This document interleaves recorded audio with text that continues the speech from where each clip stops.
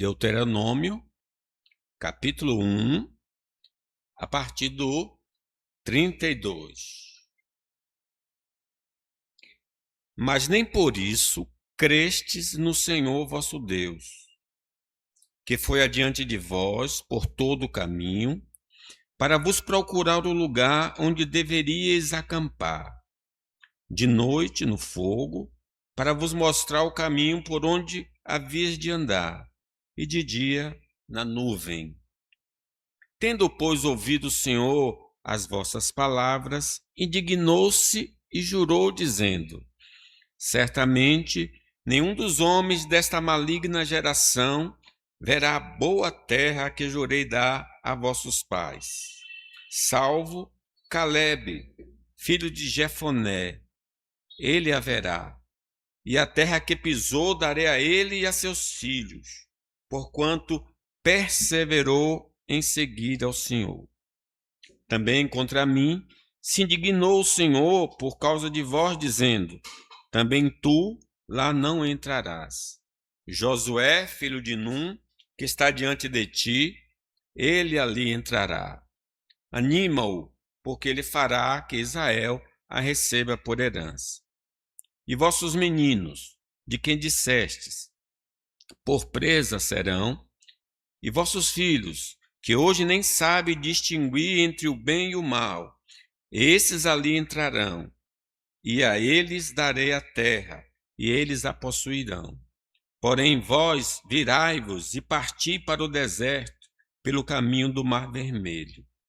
Então respondestes e me dissestes: pecamos contra o Senhor. Nós subiremos e pelejaremos, segundo tudo que nos ordenou o Senhor nosso Deus. Vós vos armastes, cada um dos seus instrumentos de guerra, e vos mostrastes temerários em subir a região montanhosa. Disse-me o Senhor: diz-lhes, não subais, nem pelejeis, pois não estou no meio de vós, para que não sejais derrotados diante dos vossos inimigos. Assim vos falei e não escutastes. Antes, fostes rebeldes às ordens do Senhor e presunçosos, subistes às montanhas. Os amorreus que habitavam naquela região montanhosa vos saíram ao encontro e vos perseguiram como fazem as abelhas, e vos derrotaram desde Seir até Horma. Tornaste-vos, pois, e choraste perante o Senhor, porém o Senhor não vos ouviu, não inclinou os ouvidos a vós outros. Assim permanecerdes muitos dias em Cádiz. Nós aprendemos o que sobre a caminhada cristã, a bússola, né, que serve para nós? Primeiro, nós aprendemos que a nossa morada não é aqui.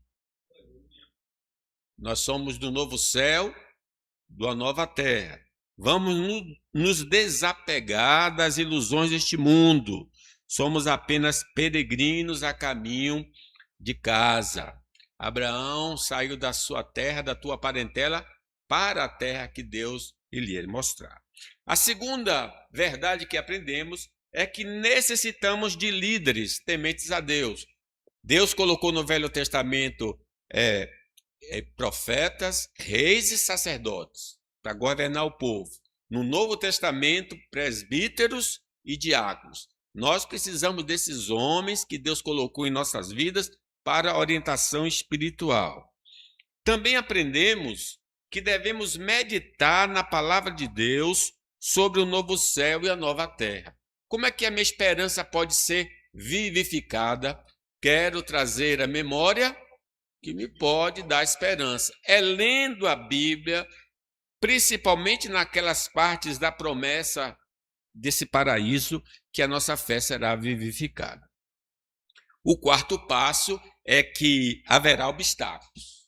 No mundo tereis aflições. Haverá muitas dificuldades espirituais, provações, tentações que vão querer nos desviar do caminho do Senhor. Mas ser fiel até a morte, e dar-te-ei coroa da vida. Então, o último passo que nós aprendemos é que devemos olhar somente para Deus. Elevo os meus olhos para os montes, e onde me virá o socorro? O meu socorro vem do Senhor, que fez os céus e a terra. Agora vamos caminhando no passo de gado e nós aprendemos o sexto passo.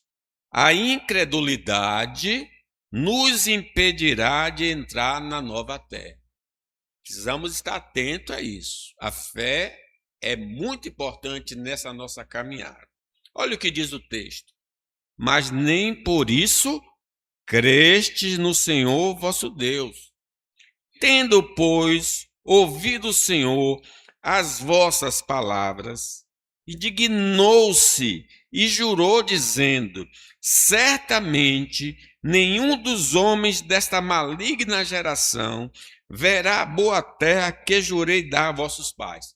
Se a contagem de Israel, de 20 anos para cima, foram mais de 600 mil homens. Desses 600 mil homens, só 2 entraram na terra. Lembra muito a passagem, né? Entrar pela porta estreita. Porque larga é a porta, espaçoso o caminho e conduz à perdição. Eles não entraram na terra, porque não creram. Não acreditaram.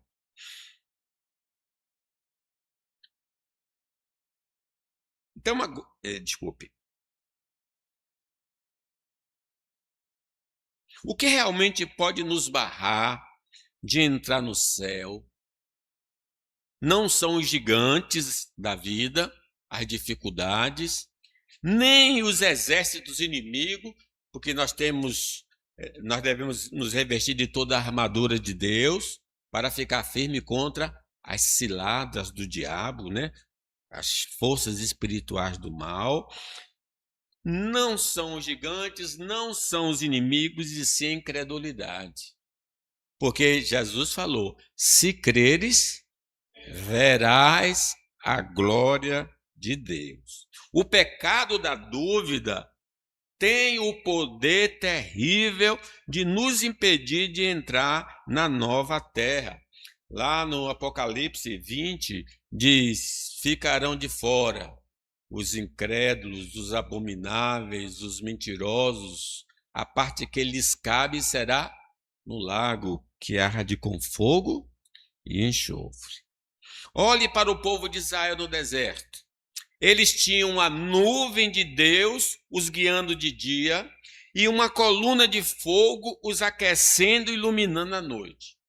Não faltava sinais visíveis da presença de Deus com eles.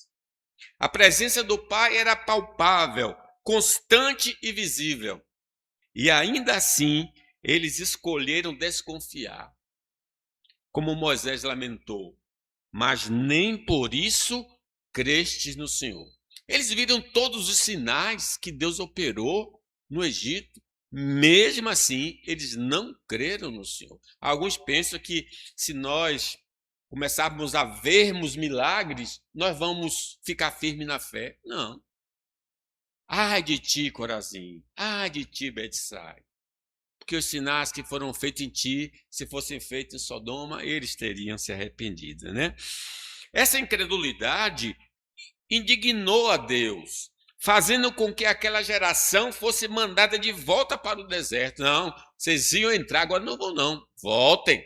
Vocês vão passar 40 anos no deserto. Até que todo mundo morra, essa geração, e aí então seus filhos, né, lá entrarão. Deus, essa incredulidade ignorou, fazendo com que aquela geração fosse mandada de volta. Contudo, em meio a essa tragédia, brilham os exemplos de Caleb e Josué. Só 12. Josué e Caleb foram dos 12, um dos 12, né? Os dois foram representando as tribos.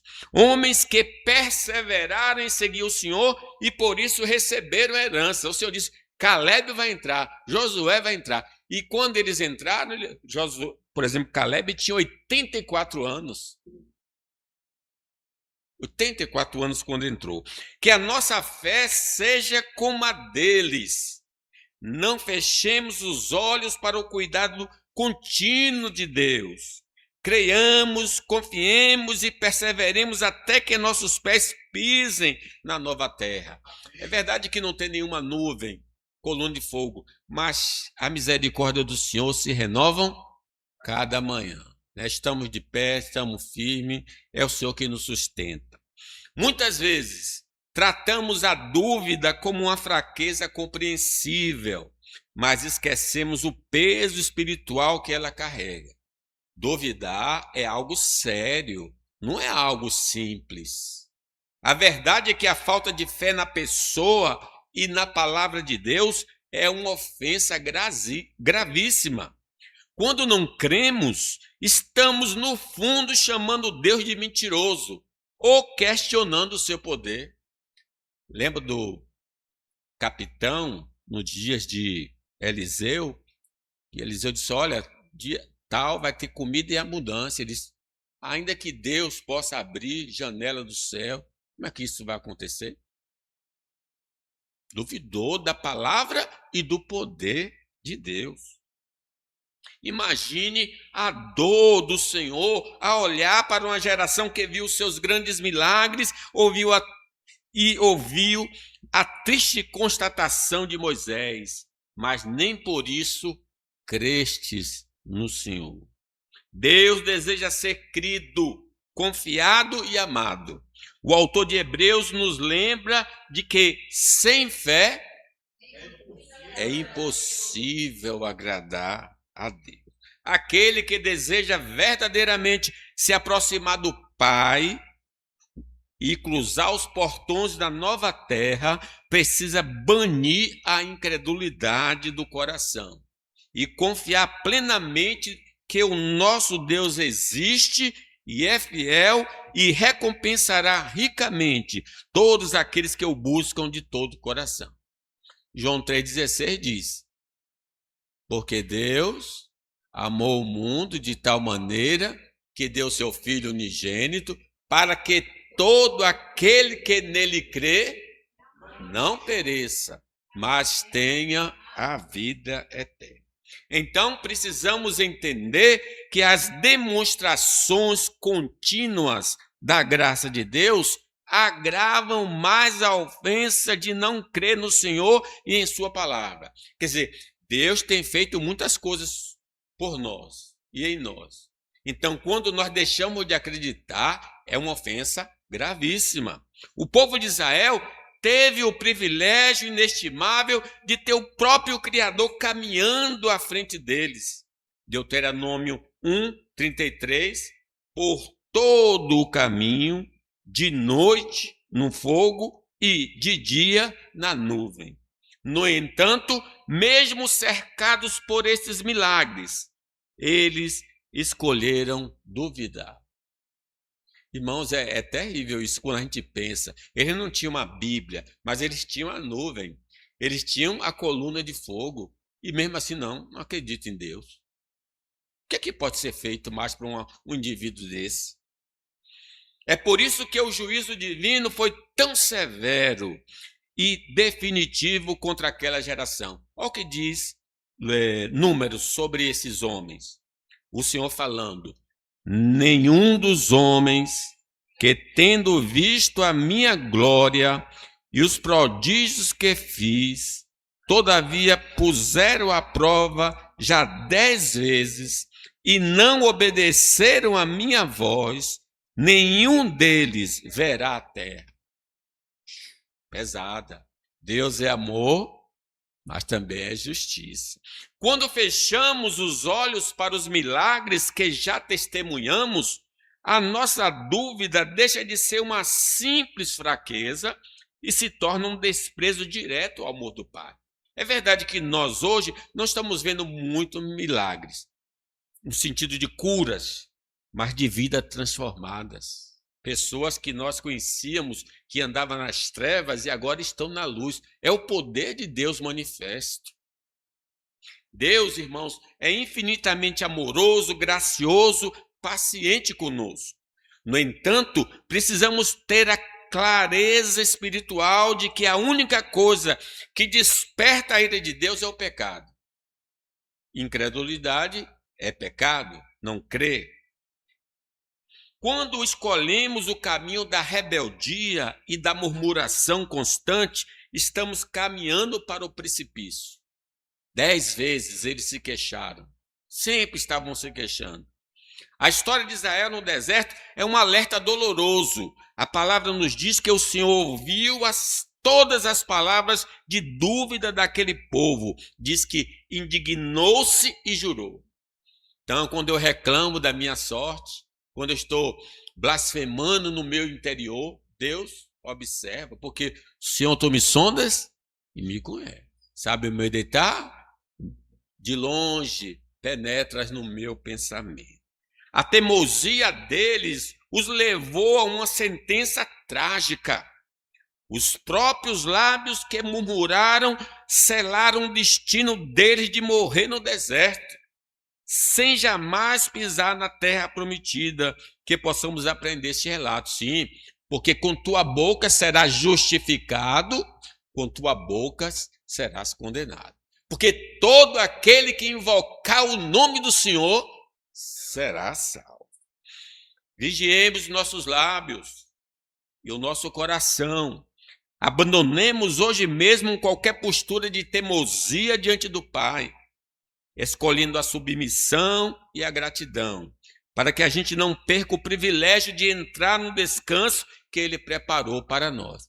Nem todos que dizem Senhor, Senhor, entrará no reino dos céus. Existe um alerta muito sério nas Escrituras que jamais podemos ignorar.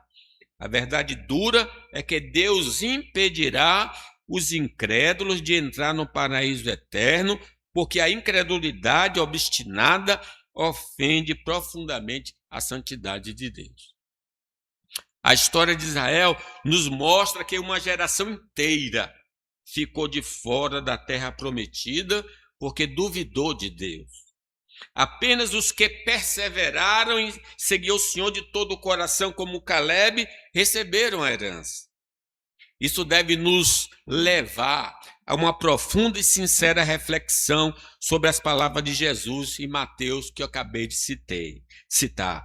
Hoje, muitos se enganam com uma fé superficial. Chamam Jesus de Senhor, cantam louvores e até participam de obras grandiosas, mas nos bastidores não fazem a vontade do Pai e vivem na prática da iniquidade.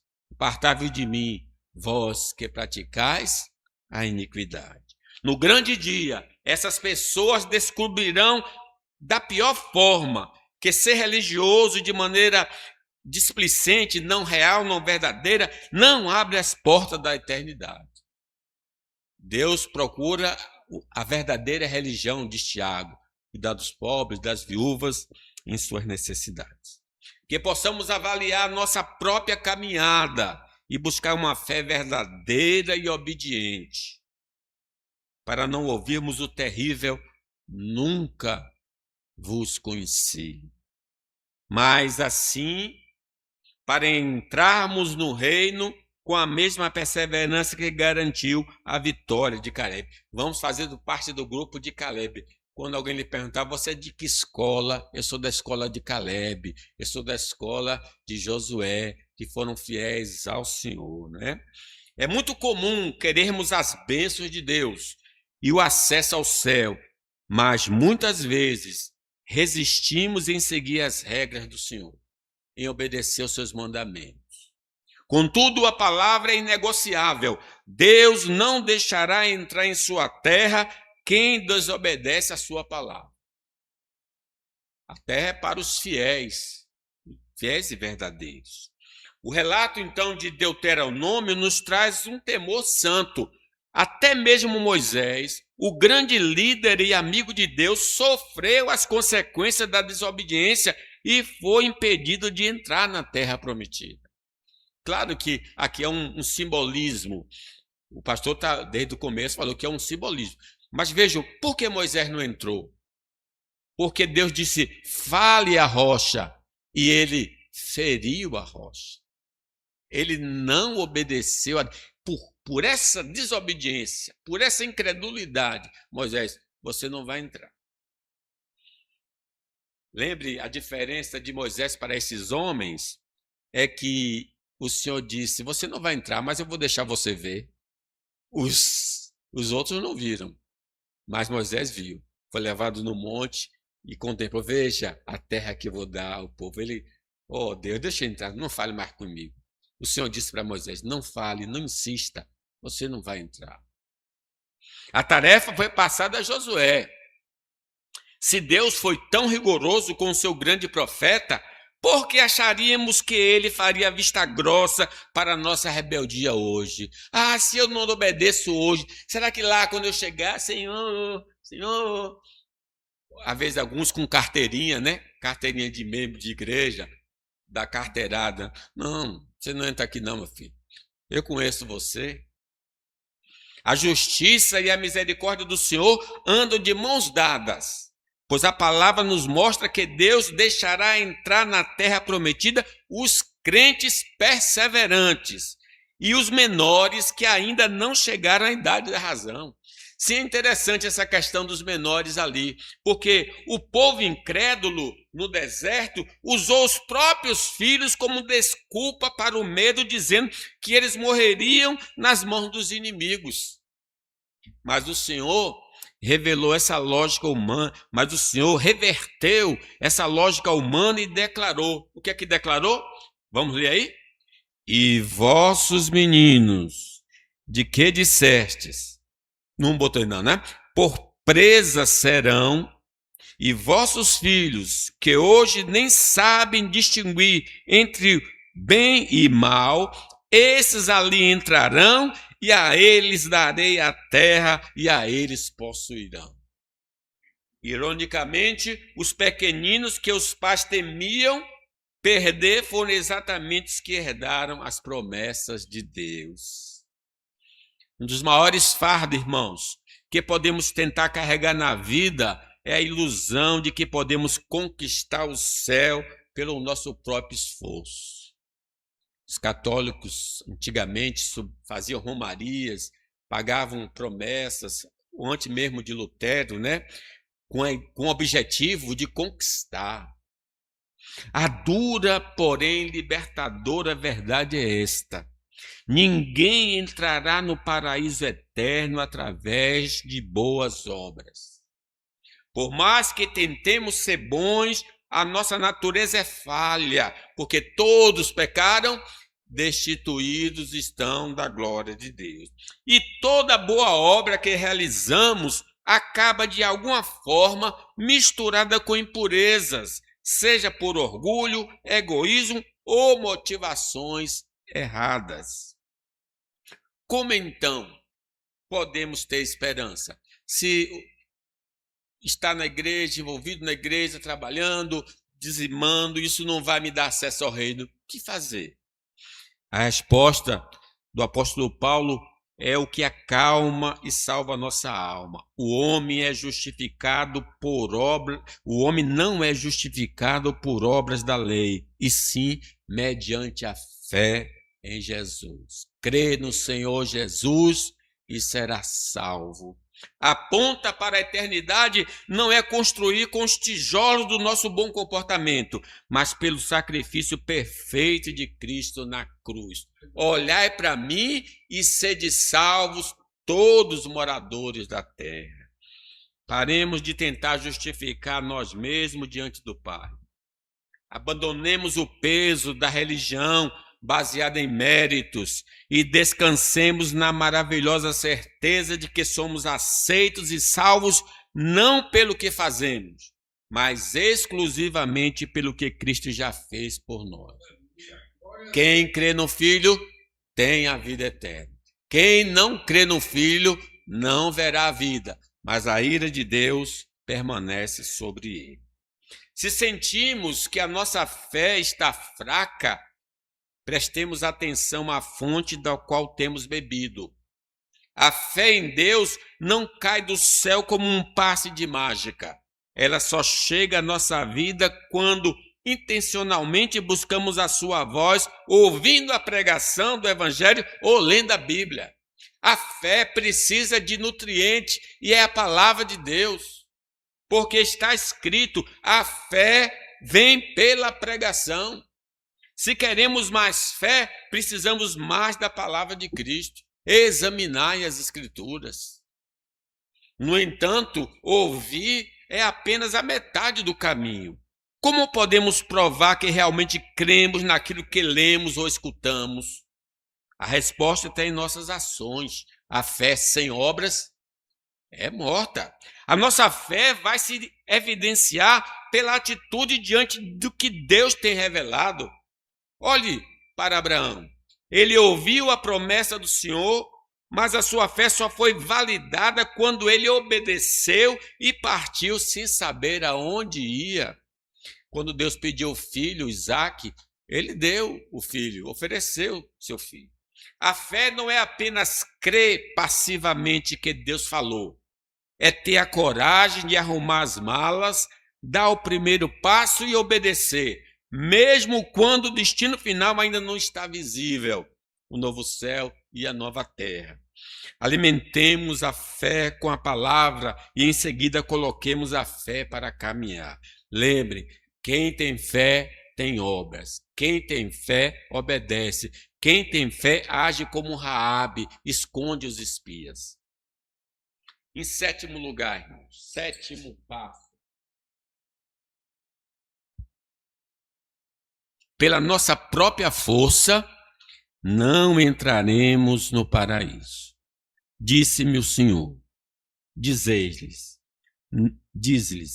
não subais, nem pelejeis, pois não estou no meio de vós, para que não sejais derrotados diante de vossos inimigos. Assim vos falei, e não escutastes. Antes fostes rebeldes às ordens do Senhor e presunçosos, subiste as montanhas. Os amorreus que habitavam naquela região montanhosa vos saíram ao encontro e vos perseguiram como fazem as abelhas e vos derrotaram desde Seir até Horma. Em nossa jornada espiritual precisamos compreender de uma vez por todas que em nossa própria força não entraremos no paraíso. Não depende de quem quer nem de quem corre, mas de quem Deus usa de misericórdia. O relato de Deuteronômio nos mostra o que aconteceu quando tentamos conquistar as promessas agindo por conta própria. Após pecarem por incredulidade, os israelitas tentaram consertar o erro com presunção, pegando armas e dizendo: nós subiremos e pelejaremos. No entanto, o Senhor os advertiu claramente: não subais, nem pelejeis, pois não estou no meio de vós. Ignorando a voz de Deus, eles foram rebeldes e subiram as montanhas confiando em si mesmos. O resultado foi a derrota esmagadora e vergonhosa. Esse triste episódio nos ensina que qualquer tentativa de lutar sem a presença de Deus resultará em tragédia. Sem mim, nada podeis fazer. Você já tentou consertar um erro espiritual agindo impulsivamente e usando a sua própria força? É fundamental percebermos que andar na contramão da vontade de Deus é um claro sinal de que confiamos mais nos nossos esforços do que na graça do Pai para chegarmos à terra prometida. Uns confiam em carros, outros em cavalos, mas nós confiamos em o nome do Senhor. Quando o povo de Israel percebeu que havia perdido a promessa devido à incredulidade, o arrependimento deles foi agir de forma carnal. Agora nós vamos subir. Desobedecemos na primeira, mas agora nós vamos. Mas o Senhor já tinha jurado: vocês não vão entrar, pode ir para o deserto. Em vez de se humilharem sob a disciplina divina, eles pegaram em armas e decidiram resolver a dificuldade do próprio jeito. Nós subiremos e pelejaremos. A palavra diz que eles se mostraram temerários, ou seja, imprudentes e presunçosos. Tentar forçar a entrada na terra prometida, apoiando-se nos próprios instrumentos de guerra, sempre resultará em frustração. O Senhor não precisa do nosso heroísmo, Ele deseja a nossa obediência. Jamais tente correr na frente de Deus ou lutar as batalhas dele usando a força da sua própria carne. Paulo fala, inclusive, diz que as nossas armas não são humanas, mas são espirituais para destruir fortalezas. É fundamental termos a plena consciência de que, sem comunhão com Deus, é impossível entrar na terra prometida, porque os inimigos certamente nos derrotarão. Quando os israelitas tentaram lutar sozinhos e apoiados na sua própria força, a ordem divina foi direta e clara: não subais, nem pelejeis, pois não estou no meio de vós, para que não sejais derrotados. A nossa vitória, irmãos, depende exclusivamente da presença ativa do Senhor. Ele vai diante de nós. O Senhor é meu pastor, nada me faltará. O salmista reconheceu de forma maravilhosa essa mesma verdade ao declarar nossa total vulnerabilidade sem a proteção divina. Salmo 124, de 1 a 3. Comigo. Não fosse o Senhor que estivesse ao nosso lado, quando os homens se levantaram contra nós e nos teriam engolido vivos. Sem o Senhor no nosso meio, seríamos facilmente consumidos pelos adversários. Satanás, a carne, o mundo iam nos derrotar. Mas maior o que está em nós do que o que está no mundo. Um dos maiores bloqueios para a nossa vitória espiritual é o orgulho. Deus resiste ao soberbo, mas dá graça ao humilde. A dura realidade é que o soberbo não escuta Deus, aos seus mensageiros e nem a sua mensagem. Por isso seus planos vão fracassar. Quando a arrogância domina, passamos a acreditar que sabemos mais do que o próprio Criador. Foi exatamente essa triste postura de Israel no deserto. Mesmo após ser advertido por Deus por meio de Moisés, o povo escolheu a rebelião. A palavra diz que eles foram presunçosos e tentaram conquistar as montanhas sozinhos, tapando os ouvidos para a vontade do Pai. O resultado foi vergonha e derrota. Séculos mais tarde, o Senhor Jesus nos deixou o ensinamento que deve governar cada passo da nossa caminhada. Diz aí: quem a si mesmo se exaltar, será humilhado. E quem a si mesmo se humilhar, será exaltado. A escolha estará sempre diante de nós. Inflarmos o próprio ego e colhermos o fracasso da desobediência, ou curvar-nos em humildade perante o Senhor, sabendo que Ele é que garante a vitória aos que lhe obedecem. Vamos abaixar as armas, calar o orgulho e simplesmente escutar a voz de Deus. Como diz o Eli, quando ouvir a voz, diga: fala, Senhor, que o teu servo ouve. As batalhas ao longo da nossa jornada são inevitáveis, mas a forma como escolhemos lutar define completamente nosso destino. Lembrando que quando Davi vai contra o Golias, ele disse o quê?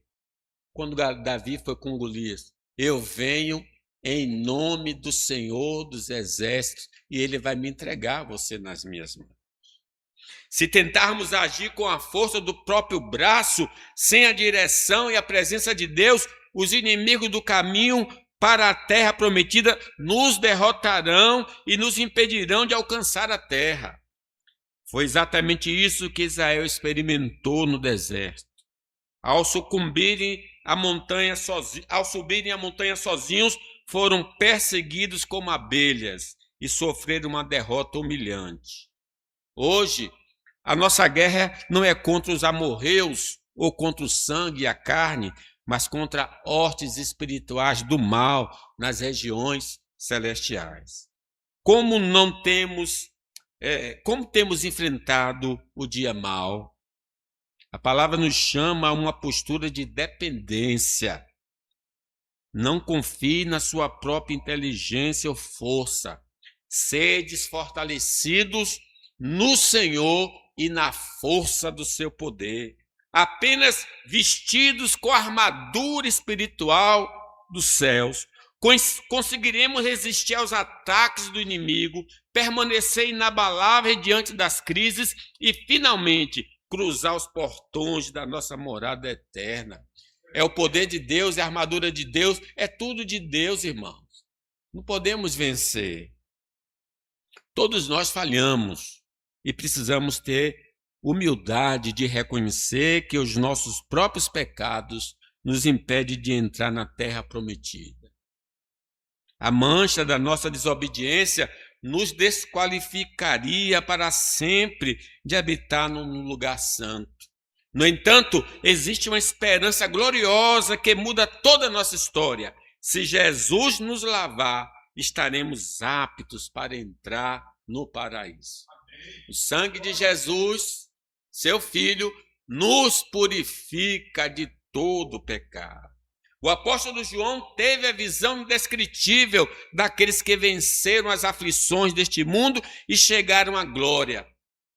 Como eles conseguiram entrar lá? Como é que o narrador João no Apocalipse diz, olha, chegaram os que vieram da grande tribulação.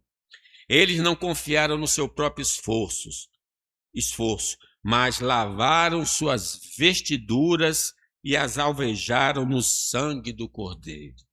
É o sacrifício perfeito de Jesus que retira toda a nossa culpa. Se o peso dos nossos erros parece grande demais hoje, corramos para a cruz. Deixemos que o sangue de Jesus nos purifique de todo pecado. O nosso amado Cordeiro está pronto para nos lavar e nos apacentar e nos guiar até as águas da vida. Naquele dia, ele enxugará dos nossos olhos toda lágrima. A viagem é difícil, mas a chegada valerá a pena. Terminando agora, irmãos. O arrependimento e fé em Cristo agora para entrarmos no paraíso. Leiam aí, 45. Jurastes perante o Senhor, porém o Senhor não vos ouviu, não inclinou os ouvidos a vós outros. Assim permaneceste muitos dias em Cádiz. Existe uma dor imensa em descobrir que deixamos a maior oportunidade de nossa vida passar. Imagina aqueles homens, nós estávamos na fronteira. Rapaz, quando a gente pensa em decisões que nós tomamos na vida, poxa, eu tive uma oportunidade e desprezei. Dá uma tristeza, um vazio no coração, né? Este último ponto de nossa reflexão traz uma urgência espiritual que jamais podemos ignorar. Precisamos de arrependimento e fé em Cristo agora para entrarmos no paraíso. Adiar nossa entrega e obediência a Deus é um jogo extremamente perigoso. Já pensou quantos vão estar lá no dia dos juízos? Quantas oportunidades eu tive? Me chamaram para a igreja, me leram passagem bíblica, me deram folheto e eu sempre amanhã pode ser muito tarde. Hoje Cristo quer te salvar. Olhe para a tristeza, para o triste lamento do povo no deserto. Depois de terem desobedecido e fracassado, eles choraram perante o Senhor. Mas o texto registra uma verdade terrível. Porém, o Senhor não vos ouviu. A porta para aquela geração havia se fechado definitivamente. Que essa história sirva de despertamento profundo para nós. Se fecharam para ele, pode se fechar para nós. Porque quando há uma recusa deliberada da nossa parte, o evangelho passa para outro. Lembra que convidou alguém para a festa e o pessoal disse não quis? Manda, sai pela rua, convida os que estão aí desocupados, os pobres, os miseráveis, tragam para a minha festa. para que a minha casa se encha. Não deixemos para buscar o Senhor apenas quando as consequências da desobediência baterem à nossa porta. O tempo da salvação é hoje. Entreguemos o coração a Jesus e nos arrependamos sinceramente. Vivamos pela fé agora, enquanto Ele está de braços abertos para nos receber e conduzir em segurança à eternidade. Hoje, se ouvires a voz do Senhor, não endureça o coração. Existe uma diferença entre a tristeza que leva ao céu e o simples medo de sofrer. A dura verdade é que muitos têm abandonado o caminho do pecado, não porque ouviram o apelo do Senhor, mas apenas porque não querem sofrer as consequências presentes desse erro. Sim, quando agimos assim, isto não é arrependimento, é puro instinto de sobrevivência. Pensemos nos israelitas, descrito aí no texto. Eles choraram amargamente perante o Senhor, mas Deus não os ouviu. Por quê? Porque o choro era o desespero de quem perdeu uma batalha e não a tristeza de quem feriu o coração de Deus. Eles estavam chorando porque não tiveram o que eles queriam.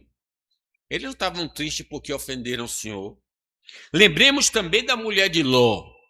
Ela correu de Sodoma porque chovia fogo e enxofre, tentando salvar a própria pele.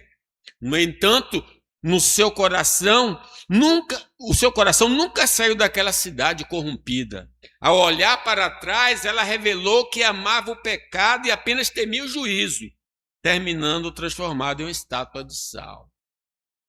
Avaliemos o nosso coração diante de Deus. O choro é por termos ofendido a santidade de Deus ou apenas para escapar da punição? O verdadeiro arrependimento não foge apenas das chamas. Ele abandona o pecado e corre para os braços de Cristo. Porque Pedro negou a Jesus e foi chorar. Judas traiu a Jesus. Foi aos líderes religiosos e disse: pequei contra sangue inocente. E foi se enforcar, porque ele não correu para Deus. O Pedro se humilhou na presença de Deus. Deus não olha apenas para as nossas lágrimas. Ele sonda a motivação por trás de cada uma delas. É doloroso admitir, mas a realidade é que muitos têm sentido tristeza não por terem ofendido a santidade do Senhor, mas porque os seus projetos pessoais foram frustrados e agora estão sofrendo os danos dos seus próprios erros. É como quarta-feira de cinza no Salvador, o pessoal faz o pedido de perdão de pecados. Está triste não porque pecou, está triste porque acabou. Estão pensando já na sequência. Precisamos ser sinceros. Muitas vezes isto não é arrependimento, mas apenas o choro de pessoas mimadas na presença do Senhor. Não vou entrar, não vou entrar, não vou entrar. A Bíblia nos ensina que chorar não é garantia de perdão. O lamento de Israel não comoveu o coração de Deus, pois era fruto de uma frustração rebelde e não de uma conversão. O apóstolo Paulo nos alerta que existe a tristeza do mundo, que produz apenas a morte, e a tristeza segundo Deus, que produz vida e salvação. Qual tem sido o motivo do seu choro, do nosso choro? Não posso fazer isso, não posso fazer aquilo. Meu Deus. Quando as coisas dão errada devido às nossas falhas, devemos pedir ao Espírito Santo que arranque o nosso orgulho. O verdadeiro arrependimento é aquele que não chora por ter perdido uma bênção ou sofrido um prejuízo, mas chora profundamente por ter entristecido o abençoador, Deus. Davi, quando caiu na real, disse: pequei contra ti somente, e fiz o que é mal aos teus olhos. Deus é Pai infinitamente amoroso, mas ele também sonda as profundezas do nosso coração e não se deixa enganar pelas encenações. Ele denunciava os fariseus, né? Raça de hipócritas, fingidos. A Bíblia relata que ele simplesmente não se comoveu com o teatro de Israel no deserto. Eles choraram muito, mas o Senhor fechou os seus ouvidos porque sabia que não havia ali uma disposição real de mudança. Contudo, há uma promessa maravilhosa para nós hoje. Deus atentará com graça e amor para todos aqueles que confessam os seus pecados e os deixam. Isso é maravilha. Se tentarmos encobrir nossas falhas, justificamos erros ou chorarmos apenas para evitar o castigo, a nossa vida espiritual ficará estagnada. Porque aquele que confessa o seu pecado e deixa, alcançará misericórdia. Mas no exato momento em que rasgamos a alma diante do Senhor, confessamos os nossos pecados sem desculpas e decidimos abandoná-lo, a porta do céu se abrirá. O teatro afasta a presença de Deus, mas o coração verdadeiramente quebrantado atrai a sua pessoa. Um coração contrito e compungido, Deus não desprezará. Lembra que Manassés fez o que fez? Adorou todo tipo de ídolo. Possivelmente foi culpado da morte do profeta Isaías, mas lá no cativeiro ele confessou seus pecados e Deus fez ele voltar para a terra. Nós já sentimos aquela dor aguda na alma logo após perceber que falhamos com Deus? Essa tristeza sincera por termos desobedecido e ofendido ao Senhor está sempre presente no coração verdadeiramente arrependido. Diferente do choro mimado de que apenas perdeu algo, essa lágrima nasce de um amor que não queria ter decepcionado o Pai. Quando Jesus olhou para esse tipo de quebrantamento, ele não pronunciou condenação, mas sim uma bênção maravilhosa. Bem-aventurados os que choram, porque serão consolados. É o choro verdadeiro na presença do Senhor. Há um consolo inexplicável reservado para aqueles que não escondem o seu pecado, mas choram por ele aos pés da cruz. Se o nosso coração está dolorido e contrito hoje pelas falhas, não nos afastemos do Senhor. O nosso choro sincero não atrairá a rejeição divina, mas sim um abraço acolhedor, perdoador e consolador do nosso Pai. Se meu povo que se chama pelo meu nome se humilhar e orar e buscar a minha face e se converter dos seus maus caminhos, eu ouvirei dos céus, perdoarei os seus pecados, sararei a sua terra. Quando pensamos na eternidade e nas promessas maravilhosas do nosso Criador, precisamos encarar uma verdade que não pode ser negociada. O abandono do pecado é uma necessidade para todo e qualquer ser humano. Se tentarmos nos apegar às nossas falhas de estimação e às paixões deste mundo, ficaremos impedidos de entrar no novo céu e numa nova terra que o Senhor preparou. Arrependei-vos e credes no Evangelho. No entanto, o Evangelho não é apenas sentença, é um convite. A palavra nos chama com amor. Arrependei-vos, pois, e convertei-vos para que sejam cancelados os vossos pecados. Deus deseja zerar nossa conta. Ele quer apagar o nosso passado e reescrever a nossa história. Mas isso exige da nossa parte uma decisão. Virar as costas para o pecado e nos voltarmos inteiramente para Deus. Abandonemos aquilo que ofende a Deus. Recebamos o cancelamento das nossas dívidas pela cruz e preparemo-nos para habitar na gloriosa cidade de Deus.